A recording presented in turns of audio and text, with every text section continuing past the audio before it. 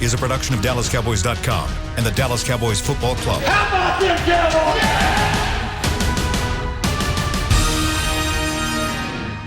This is Talkin Cowboys. Streaming live from the Dallas Cowboys World Headquarters at the Star in Frisco. Handoff, Elliott plowing to the goal line. Barry, sacked by Lawrence. Prescott keeps it, and he bangs it in for the touchdown. And now your hosts, Isaiah Stanback, Heckma Harrison, Rob Phillips, and Kyle Yeomans. It's a hump day edition of Talkin Cowboys as Seahawks week is upon us. The Falcons, they're in the rearview mirror. It was a 40-39 win. You're back to 500, but now it's time to take that next step, to take that next benchmark moment and go up against the Seattle Seahawks. And we're talking Cowboys. We're going to break it down for you for the next 45 minutes. Cowboys defense versus the Seattle offense. How in the world are we going to slow down Russell Wilson heading into Sunday? So glad you're with us here on DallasCowboys.com and the various platforms in which we're streamed. Isaiah Stanback, our resident Super Bowl champion. Rob Phillips, Heckma Harrison. I'm Kyle Yeomans. And Isaiah, you know, one thing I've always respected about you specifically as a member of this show is because you do have that Washington allegiance sometimes. You have that UW pride. Mm-hmm. We mentioned it a little bit yesterday. You have that pride for the great Northwest, and I respect that. But you still – That's home. As a former Cowboy in your own right, you found a way to make that background specifically about the Cowboys. And you have a couple Cowboys helmets up there. Yeah. You've got the painting I got the helmet in the back. up there. I got the – yeah, my first touchdown. Yeah, and then I have another. Whoa! Oh. Whoa! You gotta be kidding me. What is the matter with you? I swear that was a Cowboys helmet yesterday. It was a Cowboys helmet yesterday. And now it's a Seattle Seahawks helmet hanging up on the wall for those of you who are listening to this podcast and not watching it on video. But there is a Cowboys helmet on the left. A beautiful canvas in the middle, and then a Seattle Seahawks helmet on the right, Rob. It's just the matchup. It's the matchup for the week. That's what it is. If you go to the Star, right off the atrium, it's got all the helmets for the entire NFL. Whoever the Cowboys are playing, it lights up. Isaiah just brought the Star to the Stanback house. Come on, man. Stanback Studios, baby. Stanback Studios. Rob, I knew I always liked you. That's how you. No. Thank you very much. The thing is that he does not have a Cleveland Browns helmet. I didn't play for them. That's true. No, so how did all of a sudden, miraculously, does this Seahawks helmet show up on your wall? Now tell me this. When you flip that your poster around, is the Space Needle on the backside of it? Oh my gosh! No, I didn't get that custom version. That's a custom version. But listen, when we play the Giants, okay, I played for the Giants organization. We play the Patriots. I played for the Patriots organization. Are you going to put the helmet up there then too? If that's the matchup of the week and I have the helmet, why not? Okay. Why not? Okay. The man is real from suspicious. Seattle. He's from Seattle. We're suspicious. I'm from Seattle. Come on. I spent my whole life up there. You're acting pretty suspicious here. I used to walk to the games, man. Come on. Come on. Hey, Dallas paid me. Seattle raised me. You know what I'm saying? Come on, man. I like that. That's a pretty good saying. But, hey, we love you anyways, and we're ready to talk about this matchup. No better person to talk about this matchup for somebody who played for both teams, and that's exactly what Isaiah Stanback has done. But, guys, I wanted to start this off by looking at really the offense for Seattle. And, of course, they're off to a fantastic start. Russell Wilson, just the fourth player in the Super Bowl era to throw at least 9 touchdown passes over the first 2 weeks of the season. Drew Brees in 2009, Super Bowl MVP season. Peyton Manning in 2013 won MVP that year. And then Patrick Mahomes in 2018. Guess what he did in 2018? He won the MVP. So you talk about a guy who's never had an MVP vote, which I think is just a travesty for all MVP voters in the world. The fact that Russell Wilson, throughout his 8-year, now into his 9th-year career, has not had a single vote for the MVP award. But he's making a case right now. He's making a case to do that. Disrespect. It is really disrespectful. But, Rob, whenever it comes to Russell Wilson and you're looking at this offense for Seattle, they're firing on all cylinders because 3's playing extremely well. How do you start even game planning to slow that down? Well, you said it. I watched back the Pats game last night, and that first touchdown drive they had, it was a thing of beauty, man. It was 13 plays, 75 yards, 6 runs, 7 passes, and 3 times he got out of trouble. They weren't even designed runs, just scrambles. One for 21 yards. One was a slow developing play action that he got out of trouble for 6.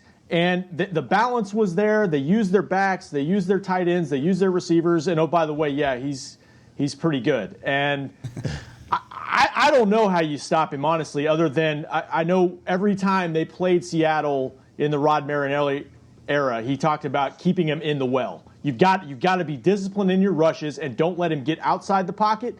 But then you've got to watch him scrambling up the middle, too, which is why we talked about the spy yesterday. I don't know what you do other than try to get a pass rush on him. Try to be more effective than you've been the first 2 weeks of the season, because the Cowboys will admit it hasn't been up to par so far. Yeah, and so as we talk about this defense, right, the Cowboys defense, and trying to slow down the disrespected MVP caliber quarterback that is Russell Wilson, there's only been one thing that I've ever seen that has really slowed down Russell Wilson and really caused him issues. And that one thing is pressure on the interior line. The only time he's ever been disrupted as a quarterback is when he has the interior pressure and the defensive end stay disciplined. You guys mentioned being able to contain him, right? And being able to spy him. The spy doesn't really work. There's not many guys in the NFL that can really not react to his moves, all right, man to man, right? When Russell Wilson decides to scramble, one guy's really not going to stop him. Not a guy out in space, right, with a two-way go, with giving Russell Wilson a two-way go. So when you provide pressure with that interior D lineman, so when we talk about Poe, when we talk about Gallimore, when we talk about Tristan Hill, we talk about these guys and their abilities that they have, right? They are going to have to show up if Dallas wants to be successful against Russell Wilson, because he can get out the pocket, but if you provide pressure in the middle and you contain him on the outside, now you have him running around and causing all kinds of stir. So that's how you stop this man. That is the only way you stop this man. Our big boys up front got to show up. Now, Isaiah, do you remember when they used to call Russell a bus driver in Seattle? He was considered the bus driver. Now, the bus driver has turned into a Formula One racer. He is throwing the ball all over the place. And Rob, like you said, that game last week versus New England was an instant classic. If you love watching the strategy of football, it was all you needed was in this one game. And you're right. I mean, you just have to take a deep breath and ask yourself, how are you going to deal with all of the things that Russ can do? And Brian Schottenheimer is allowing Russ to cook. And Russ is looking unstoppable, or Mr. Unlimited, as he's calling himself these days, because what do? Do you play him in zone like New England did last week? He just throws that ball right over the top of you and make it a feast of all those long balls to the pylon. Do you play him in cover 3? He just throws it over the top of your linebackers. If you go cover 2, he'll find the seam with his favorite receiver, Tyler Lockett. And so there are a multitude of things that I'm sure Mike Nolan has been staying up at night wondering how he's going to stop this guy. But it's going to come down to a few factors, and that's just making DK Metcalf normal or human, I guess. And how do you do that? Just try and turn that guy, the big play receiver, you know he wants to hit you long, but turn him into Michael Irvin. Turn him into a possession receiver. Make it be short, and he has to go long. But Tyler Lockett is one of the guys that he really wants to catch you with. And, man, the Cowboys secondary, man, they have their work cut out for them. And this is the week, man, that you figure out where we are, because if you're basing it off of your performance versus the Rams in Atlanta, yeah, just take a deep breath. There's really no way to sugarcoat it whenever it comes to the deep threat ability of this Seattle offense. And you look at the passing chart from Russell Wilson last week. Go on Next Gen Stats. They do a fantastic job of putting out these charts from quarterbacks and where their throws were and where they were successful and how far their touchdown throws were from the line of scrimmage. And somebody tweeted out yesterday, it said, when your throwing chart as a quarterback looks more like a home run derby, that's when you know you're really balling. And that's exactly what it looked like for Russell Wilson. He had 4 touchdown passes, it seemed like, that were over 15 yards of distance from the line of scrimmage last week against the New England Patriots, and he's able to hit those guys deep, whether it's Tyler Lockett, whether it's DK Metcalf, Trayvon Diggs, Cheeto Uzie, Jordan Lewis. Those guys are going to have a tough matchup regardless, and that's where I kind of agree with Isaiah here. Whenever it comes to the defensive line, you have to have pressure, especially in the interior, which is a place where when you watch the film against Atlanta, you were kind of bullied. You really were by an offensive line that wasn't necessarily touted coming into the day. You had Dontari Poe pushed around. Even Tristan Hill at times didn't look great, and I know he's kind of still on the ascending side of his career, but you got to be able to get pressure. They weren't able to do that. Now, Dontari Poe has played against the Seahawks 3 times in his career, and he's registered 7 tackles, 3 tackles for loss, a sack, and 3 pressures. So maybe if history's on his side, Dontari Poe might have a better game and have it a little bit of an uptick, and you might be able to get pressure. But, Heckma, is that really outside of the secondary? I know you just mentioned the secondary. If you're able to get pressure, is it really that easy to slow down Russell Wilson, or is it much more than that?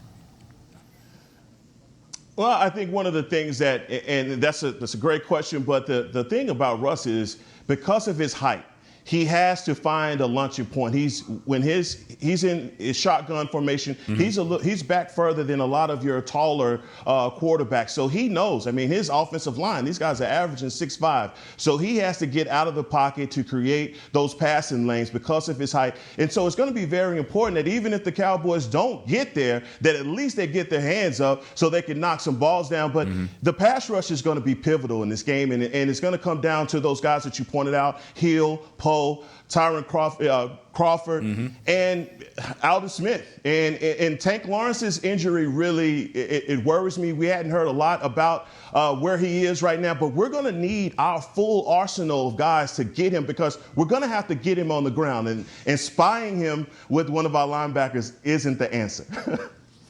You know, the Falcons got 3 sacks on him, and that gives me a little bit of optimism, because you can pressure Russell Wilson because he's going to hold on to the ball, man. He's going to wait until the last opportunity to get rid of that thing. Can you get him on the ground, though, is the other question. Because I think he'll take hits, but he will he'll buy time and either get away from you or get the ball out eventually. The thing I love about him the most is he's like the most calm quarterback I've ever seen. I mean, it's almost like he's in slow motion. He doesn't have the Peyton Manning happy feet. You know, things are going crazy around him, but he's just very calm and poised back there. I think they can get pressure on him if he's willing to. If the coverage can hold up on the back end and make him have to wait, I think you might be able to hit him some. Question is, how much can you bring him down? Now, fellas, you guys are hitting on all really good points. Really good points, man. And what I believe that is really the key. I know Kyle, we're about to go into another segment here, but one of the key things is, the only thing that has ever worked, and believe me, I've been watching Russell Wilson for a long time, obviously, with my Seattle ties. Whenever you can get that interior push, right, and you can stunt your defensive ends. I know we brought up Lawrence, we brought up Aldon Smith, right, and being that those guys are going to be in this stand-up position, I really think it puts them at a disadvantage versus their hand being in the ground, because they don't have the innate ability to stunt as efficiently as they would have with their hand in the ground. And when I say stunt, I mean meaning that those guys are putting their hands in the ground, potentially, right, or they're standing up, and they're then letting the interior defensive lineman rush outside, and they're crossing face. What that does is it causes confusion. It causes confusion on the offensive line. So when these guys are trying to pass off somebody from the guard to the tackle, right, if the guard has somebody lined up over them, right, and that person goes now outside towards the tackle, they're following those guys out until they pass them off to the tackle. Meanwhile, Aldon Smith and D-Law, those guys would be crossing face, now coming and bringing that pressure interiorly, while those interior guys are now being the contained guys. That's how you stop Russell Wilson. It's the only thing that ever causes him any confusion, because he does like to spin outside the pocket.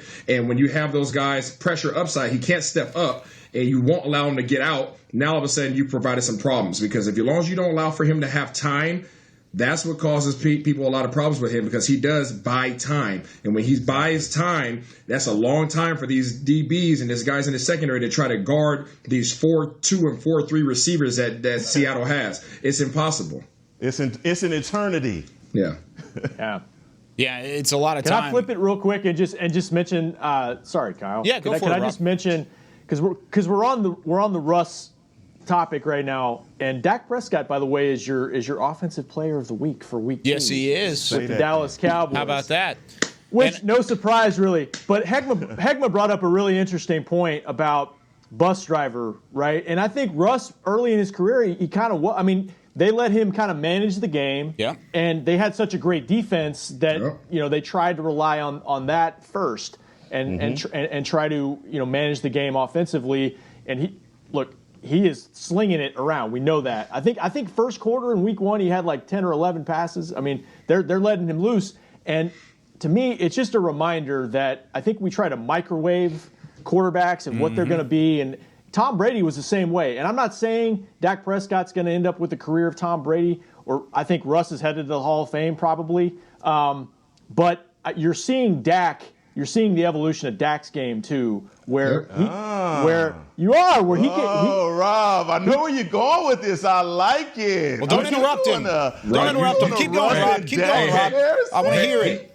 I'm saying that he can go win you a football game. He doesn't have to rely on everything being perfect around him. He lost his tight end last week. The offensive line was a mess, and the pressure was there a lot of the time, and he still made it work with 450 yards.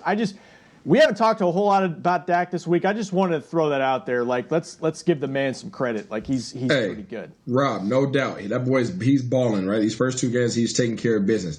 But let's just bring up the fact that you mentioned Russell Wilson, Tom Brady, and Hall of Fame in the same sentence with Dak Prescott. I'm just making sure that you knew that happened. He did that. I'm not going there. I'm saying he's in his 5th year, and we're starting to see him evolve into a guy that can be that type of guy. And I think that's what he doesn't have that long-term deal yet. Will it happen?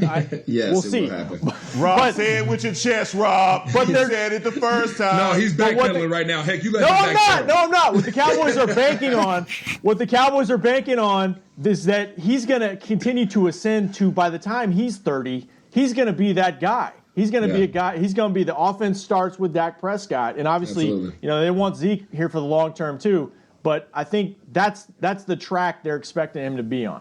We'll see. I'm just saying. No, good points, man. Like he's doing a good job. He's elevating, and he's got a long way to go to get to Russell Wilson territory already. And I saw an interesting conversation, a very fascinating one on Twitter yesterday. And somebody asked, I can't remember exactly what the account was, but somebody asked, is there a possibility that you can name 5 or 6 quarterbacks that are better than Russell Wilson all time? And I was like, yeah, sure, it's 5 or 6 quarterbacks. That's easy stuff. And you start going down the list, and you kind of gets hard around 5 or 6. It gets to the point where you're saying he might be in that conversation. I don't know. I would still probably put him maybe 6 or 7 compared to some of the other greats. But you look at like a Tom Brady, a Peyton Manning. Just guys like that, Joe Montana up there. But other than that, Russell Wilson's at least kind of in that category already. And if he adds another Super Bowl title sometime or an MVP sometime, who knows what his possibilities could be as his career goes along. And if Dak Prescott could even sniff that, then all of a sudden you're having a fantastic career, and the Cowboys fans would be quite happy with that moving forward. But we're going to come back. When we come back, there was a little drama on Cowboys Twitter yesterday, including one of our good friends from across the way at our flagship station, 105.3 The Fan. We're going to talk about that, and was he right, when we come back here on Talkin Cowboys. Since 1865, Stetson hats are American-made with pride right here in Texas. And Stetson is proud to be on the field with America's team. Want to show your Texas and team pride too? You can. By purchasing your own Stetson, you can look just like how the flag guys do on field at every home game. Stetson hats, the official crown of all self-respecting Cowboys and your favorite football team. Get yours today at shop.dallascowboys.com or at stetson.com. Want to use what the pros use? How about the official men's skincare brand of the Dallas Cowboys, Jack Black? Right now you can get the Jack Black Starter, a curated collection of Cowboys locker room favorites for just $10 with free shipping. The starter includes 4 Jack Black skincare favorites plus a full-sized intense therapy lip balm. Go to getjackblack.com/Cowboys and use the code word TEAMJB. That's getjackblack.com/Cowboys. The Jack Black Starter, $10, free shipping. Essilor is a proud sponsor of the Dallas Cowboys, helping fans see more and do more with our best vision solutions. Our lens technologies reveal a world more beautiful than you can imagine. For a limited time, get the Essilor Next Gen offer. When you buy the latest generation of Transitions lenses with select Essilor lenses, you can choose a second pair of clear lenses for free with qualifying frame purchases. Restrictions apply. Find a participating eye care professional by visiting EssilorUSA.com. Essilor. See more, do more. We're back with a tasty treat that's sweeping airwaves and taste buds. It's new Dr. Pepper and Cream Soda. Let's take a listen. Dr. Pepper and Cream Soda's here. A new combo that's music to my ears, okay. Let's play. Cream Soda and Dr. Pepper time. Pour it in a glass of ice. Ah, music to my ears and mouth. New Dr. Pepper and Cream Soda. A delicious duet. Since 18... To Talkin Cowboys. Here with Talkin Cowboys, a Wednesday edition. Glad you're with us as we break down the Cowboys defense versus the Seattle offense and how in the world are we slowing down Russell Wilson heading into Sunday, trying to get to 2-1 on the season. And in my opinion, the winner of this game is completely and utterly vaulted into the conversation of a potential NFC favorite conversation. Because of the wow, I really think so. I really do, and that's crazy. Isn't it crazy how things can turn around with 1 week? I mean, if the Cowboys lose, no, that's not the case. Say it with your chest. But I'm saying it with my chest. If the Cowboys beat the Seahawks, all of a sudden you're at 2-1. You've got an easier schedule ahead of you. You could potentially be in that conversation. And I'm not saying they're the favorite, but I'm saying they're in the conversation. Now, before we get into this next segment, are you coming to the Cowboys game next weekend? Make sure you know before you go, wear a mask, keep distance, and be prepared for cashless transactions. Please be aware of all safe stadium policies. Prior to arriving at AT&T Stadium, visit DallasCowboys.com/safe stadium for details. That's if you're going to the Sunday, October 4th game against the Cleveland Browns. Talk about an easier schedule. We'll get into that matchup next week. But if you're going to the game, stay safe. Be sure to stay up to date on all of the regulations. But yesterday, there was a little bit of drama in Cowboys Twitter, and Cowboys Twitter is a fun place. Let's just say it that way. It's a fun place at times. It's a hostile place at times. It's one of my favorite places just because of how fun and passionate it could be, and that's what makes our jobs fun, is the passion that the fans have and the interaction that you have with media members and other media members. And one of my favorite people in the media is Jeff Kavanaugh over at 105.3 The Fan. I've learned so much from Jeff throughout our time on the draft show and just from listening to him throughout the early parts of my career. Well, he got himself in a little drama yesterday on Twitter, and it wasn't necessarily his fault. And there's a reason why we're going to bring this up and talk about this, because I think he's right. Anyways, he tweeted out and he said, Everson Griffin hasn't been good for the Cowboys at all yet.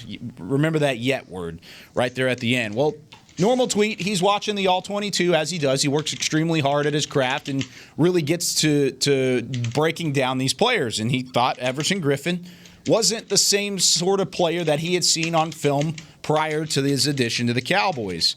Well, Everson Griffin took exception to that, and he comes back, and he's pretty vulgar in his first tweet. We can't really say that one on air, but then he starts talking about, please explain what I'm doing wrong in week 2 of football, and then the responses started flying in. He starts going back and forth, really, with Jeff Kavanaugh. They're talking about what he's doing wrong, how he's evolving, and basically it ends up in a back and forth conversation that was picked up by TMZ, plenty of different places saying he went, quote-unquote, nuclear. I don't necessarily think it was nuclear on either side. I think it was actually a little bit of an exception at first, then morphing into what ended up being actually very meaningful conversation between the two, and a lot of cool insight from Everson Griffin's side, talking about how his game is evolving, how he's got slow hands, and how he's starting to turn into the player that he wants to be. But my question to you guys about the Twitter beef and about what Jeff Kavanaugh initially said on Twitter about Everson Griffin not playing well, and Isaiah, I'm going to start with you on here. Was he right? And how can Everson Griffin continue to progress as a pass rusher heading into Seattle week? Hey, guys, do y'all hear that echo, man? Yeah. Oh, that's yeah, so no, he's wrong. He's completely wrong. Kavanaugh's wrong? Kavanaugh's wrong. I mean, Everson Griffin has been a solid force for this defensive line. Now we talk about Everson Griffin and, is he balling out? Is he getting sacks left and right? No, but there's so much more responsibilities for defensive linemen aside from just simply getting sacks and tackles for losses. I mean, if you play 60 snaps in a game, you can if you grade out as a B plus or an A, you might not have a tackle for a loss. You might not have a sack, right? Because you still carried out your responsibilities. You still held your gap. You still got that guy off from not allowing him to go up to the next level. So there's so many aspects to the game that the average person doesn't see. And when you don't know their responsibilities, you can't sit up here and critique how well they play. Now, if they're getting drugged and they're getting pancaked and ran out the club, thrown out the club like Jeff from Jazzy Jeff from Fresh Prince, then that's something else, right? But Everson Griffin has been there. We've called his name. We've seen him be there, and you haven't seen him get thrown out. So I mean, I think he's wrong. Heckma? Rob, I'm gonna let you take. Hey, Rob, you're the writer, man. You're the guy that they pay to hear your opinion. Man, there's no open locker rooms this year to have these kind of conversations in person. And I've had a couple of those in my day. Man, this made TMZ, really? Yeah, it did. TMZ. Yep. I mean, I think they blew it way out of proportion, too. Yeah, I mean, I would say this, and I haven't talked to players about this personally, but I would imagine that this year, criticism probably stings more than it would in another year. Because players haven't had the time to get ready. And I'm not making excuses, I'm just stating facts. And that's around the league. No doubt. Everson Griffin signed right before the start of training camp. Didn't even have the virtual offseason program. And I get that he's a vet, but I respect what Jeff does. Jeff does the work, and Jeff puts time into his opinions. But I will say I got asked by the fan right as that all of this was happening. And the thing that I did point out was Everson Griffin had 2 pressures late in the game to get the Cowboys defense off the field and help them win the football game to come back. Now, overall, has the pass rush been what it needs to be? They've admitted, no, overall it's not. We just talked about it in the first segment. They've got to get more pressure. But I would add, and Everson had a bunch of tweets throughout the morning, I guess. The one that really jumped out to me was actually something we said on the show right before all this happened. And I think Heckman brought it up first. He said it's all about the trend line, right? It's week 2. They've had a lot of injuries. There's a lot of new concepts. There's a lot of new players. Let's judge the defense as it goes here, because I think it's probably too early to say this player or that scheme won't do it. Now, I know Jeff's just talking about what happened so far, but I think we've got to wait and see how this defense evolves. Look, guys, we family now, guys. We family. We've been doing this together for a while, and I consider us brothers, So I want to. We're brothers. I want to share something with y'all. We need to hold hands. I have 2. We might. I wish we was in the studio because we could hold hands at this point. But guys, I have 2 phobias in life, and those are bears and people. Bears is one, and people that don't blink. You ask me, bears. Look, man, I have a feeling that I'm a brother from Oak Cliff that will be eaten by a bear. I don't know why that's happening, but that's just me, right? People that don't blink. Look, breathing is like blinking, right? You don't have to tell yourself to breathe or blink. I watched Everson Griffin do an Instagram video when he first got with the Cowboys, and for 1 minute and 13 seconds, he didn't blink. That told me everything I need to know about Everson Griffin. I won't tweet anything about Everson Griffin. As a matter of fact, if I see Everson Griffin in the hallway, I'm going the other way. So, Kavanaugh, man, you're a brave soul. I salute you, and right on. What just happened here? I don't know where to go from here. I don't know where to go after this. That's why I love you, man. I won't touch it. Oh my gosh! I won't touch it. Rob, did you catch that? I caught bears and people who don't blink. Lions, tigers, and bears. Oh my! What are we talking about? I don't touch it. I don't mess with it. It's just something. Look, When the last time you talked to somebody that didn't blink for 2 minutes? Get away from them. I'm just the last time I ran into Dragonfly Jones, okay? The ninjas don't blink. Get away. Oh, man. So, I understand the criticism, but at the same time, Everson Griffin said it correctly, man. He's just like, look, I had been here long enough, and it's hard to judge the tape based off of how long I've been here. But I'm just telling you, Everson Griffin, for what I didn't know about him prior to coming to the Dallas Cowboys, I know he's somebody that you don't want to mess with on the football field. He may be sweet as pie off of it, and I doubt it. But at the same time, I just feel like, that was a brave thing. That was a brave thing to say about him. And the fact is, he didn't add him on it. He didn't add Everson Griffin isn't playing. He just said Everson Griffin, and Everson responded. So I'm sure Kavanaugh was like, whoa. I wasn't expecting that. And, in terms of keep my name out your mouth, I mean, that's analogous to keep that energy when I see you. So I'm just saying, like, it got out of control fast. Yeah, and you get the passion from both sides. And you also look at, with Jeff Kavanaugh specifically, I mean, he is confident in what he sees. He does the work. He's very good at what he does. And I respect the hell out of Jeff Kavanaugh. It's just the fact that it was surprising that Everson Griffin did respond. It's nothing out of the ordinary for Jeff Kavanaugh to do a film study and make an analysis. And sometimes just players, I guess, catch wind of it, and that's exactly what happened. Now, before we head into this final segment and we take our second break, Rob, on the other side of Everson Griffin, still a lot of question marks about DeMarcus Lawrence.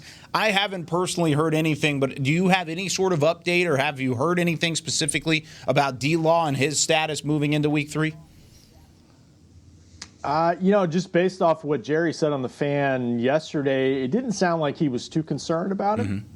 So what that means for practice this week, I'm not sure. We'll talk to Mike McCarthy at 30 minutes or so, and see what he does. But I think the fact that he was able to kind of get in and out of the lineup in the second half, I think, is encouraging. The question is, if he's active and he starts, is he 100%? Maybe a week between games will help him out. But I think we'll just have to see what he does throughout the week of practice. And hopefully he's ready to go, because the Cowboys could absolutely use his help in the run game, and then also when it comes to trying to keep Russell Wilson in the well and keep him in the pocket and allow him to feel that pressure moving into his progressions, and hopefully the Cowboys game coming up here this Sunday. When we come back, linebackers, can they have the encore that they did on this past Sunday again this Sunday? Can they play well again? Joe Thomas and Jalen Smith. We'll talk about it next when we come back here on Talkin Cowboys. I'm Jay Novacek, former tight end for the Dallas Cowboys. Back in the day, I was the guy who always got the tough yards, and that's why I run with John Deere today. In fact, I have a John Deere 3025E tractor that can handle any yard work I need to do, even the tough yards way out back. So if you have 1 acre or 1,000, John Deere has the equipment that's just right for you. Visit a John Deere dealer today and run with us. We are the official tractor provider of your Dallas Cowboys. Essilor is a proud sponsor of the Dallas Cowboys, helping fans see more and do more with our best vision solutions. Our lens technologies reveal a world more beautiful than you can imagine. For a limited time, get the Essilor Next Gen offer. When you buy the latest generation of Transitions lenses with select Essilor lenses, you can choose a second pair of clear lenses for free with qualifying frame purchases. Restrictions apply. Find a participating eye care professional by visiting EssilorUSA.com. Essilor. See more, do more. We're back with a tasty treat that's sweeping airwaves and taste buds. It's new Dr. Pepper and Cream Soda. Let's take a listen. Dr. Pepper and Cream Soda's here. A new combo that's music to my ears, okay. Let's play. Cream Soda and Dr. Pepper time. Pour it in a glass of ice. Ah, music to my ears and mouth. New Dr. Pepper and Cream Soda. A delicious duet. Want to use what the pros use? How about the official men's skincare brand of the Dallas Cowboys, Jack Black? Right now you can get the Jack Black Starter, a curated collection of Cowboys locker room favorites for just $10 with free shipping. The starter includes 4 Jack Black skincare favorites plus a full-sized intense therapy lip balm. Go to getjackblack.com/cowboys and use the code word TEAMJB. That's getjackblack.com/cowboys. The Jack Black Starter, $10, free shipping. Back to Talkin' Cowboys.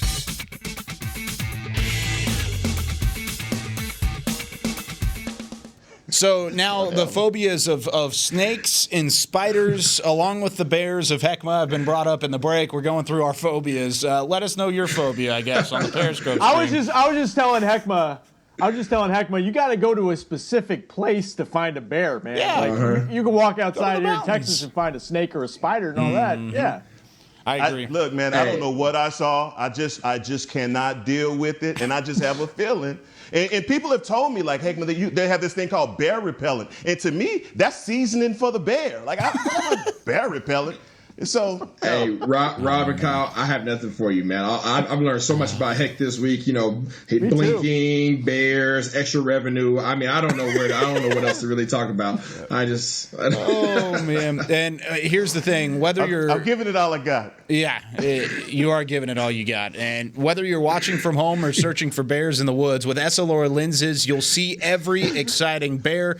Book an appointment with your local Essilor experts and find the perfect Essilor lenses for you. See more, do more, Essilor, rawr. What a segue there. Yeah, I needed to fit that in. We're running out of time here, but yeah, we'll appreciate that. Yeah, I'm sure they'd love it. Moving into one final segment of this offense for Seattle versus the Cowboys defense, and I really want some education here for those of you who really enjoy watching the linebackers, and I'm specifically looking at you three because I'm not a big linebacker film study guy.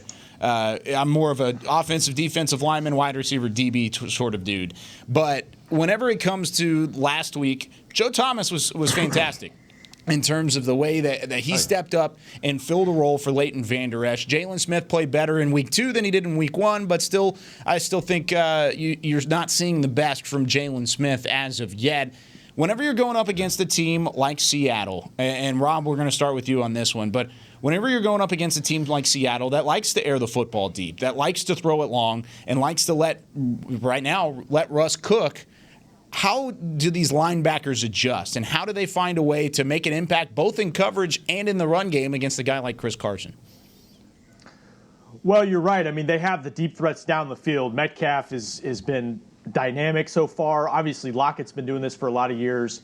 But just watching them so far, I think they get all their guys involved at all different levels of the field. I mean, I think Chris Carson and Carlos Hyde, they'll use them on swing passes. They'll get them involved in the short game.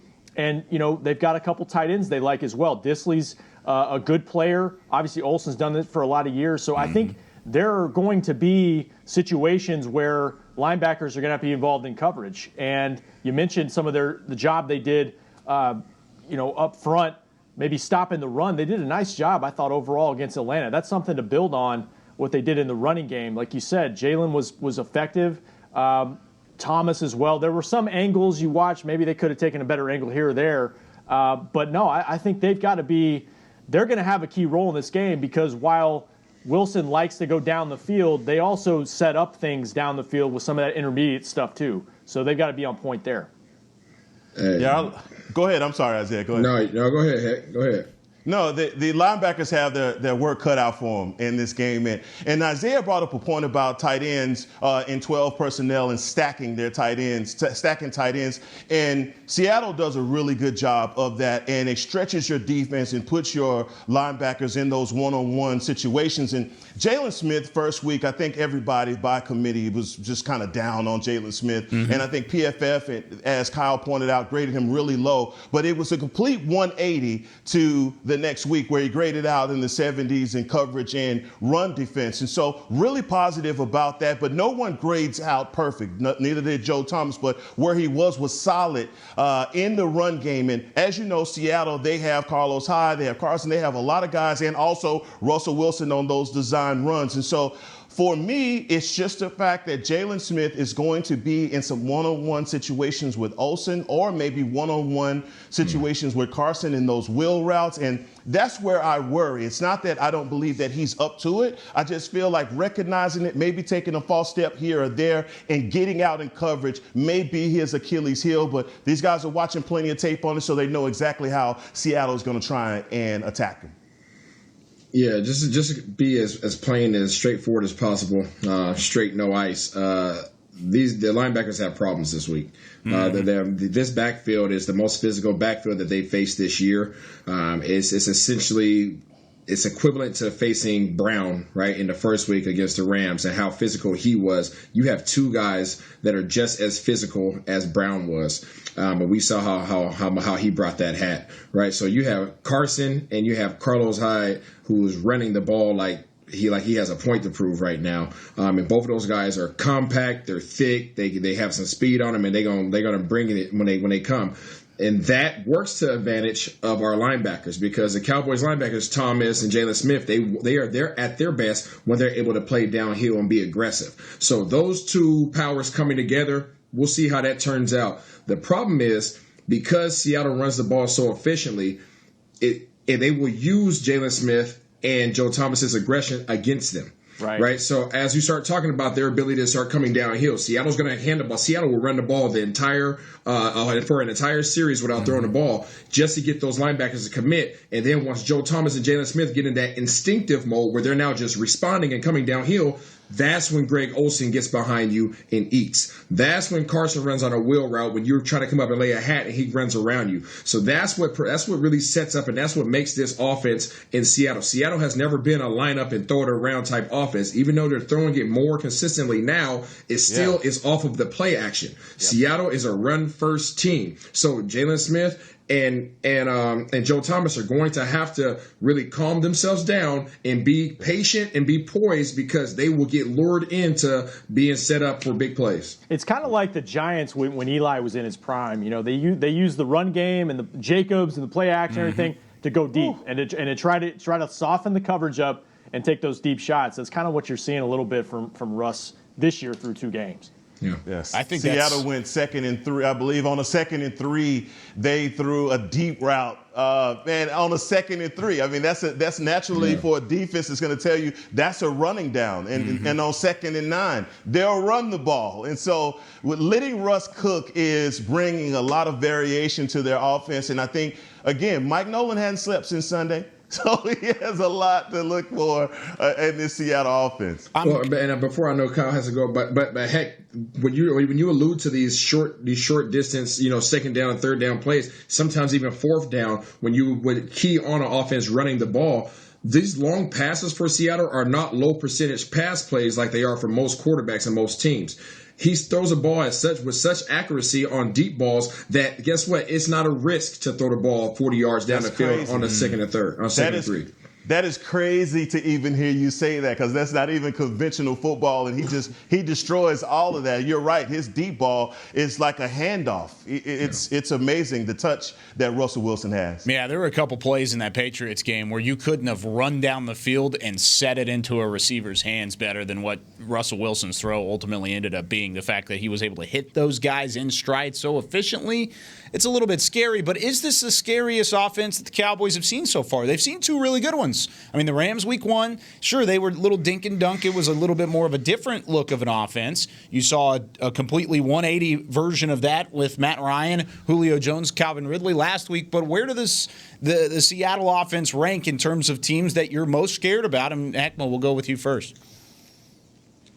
I believe what scares me about Seattle is their efficiency and their balance. That's it. I mean, he's not putting up those Matt Ryan 400 yards, 300, whatever it was that had him number 1 in the league last week. He's not doing that. I mean, he's finishing with 289, but he's so efficient. He's completing 86% of his passes, and his QBR is out of this world. So it's just that they're balanced, and Russ is just so efficient. Yeah, this is the most dangerous offense that they faced so far. Now, as we go forward, we'll see what happens. But as of right now, this is the most dangerous. I know we would say the Rams were probably the most dangerous early on, but the fact that Russell Wilson just doesn't make mistakes, that alludes to everything Heck just said. Russell's not going to lose you the game, which is why they used to call him the bus driver back in the day because, hey, simply manage the game and we win, right? Our defense will help us win. Now it's like, hey, he still has those same attributes, right? But now he has the ability to really call everything the way he wants to, and they're patient. They are very, very patient. They are not going to feel rushed. At no point in time do they feel like they're out of the game. It doesn't matter how much you're up. They're going to run it. They're going to play action it, and they have weapons all over the field. You alluded to already, Kyle, how he's spreading the ball all over the field. This is what makes a team dangerous, is the fact that they don't turn the ball over. They're patient on offense. They're going to run the ball, and they go with play action. They have the speed to beat you over the top. That's a dangerous team. Yeah, they've got the best quarterback of the three the Cowboys have faced, and I don't think it's close right now because of the ways he can beat you in different ways, more so than Ryan or Goff. I mean, they've had some changes up front. I think they got 3 new starters. They've got a rookie at I believe, right guard. But it's Russell Wilson, man. So it's going to be fun. It's going to be fun to see how they match up with him because, yes, it's the best challenge they've had so far.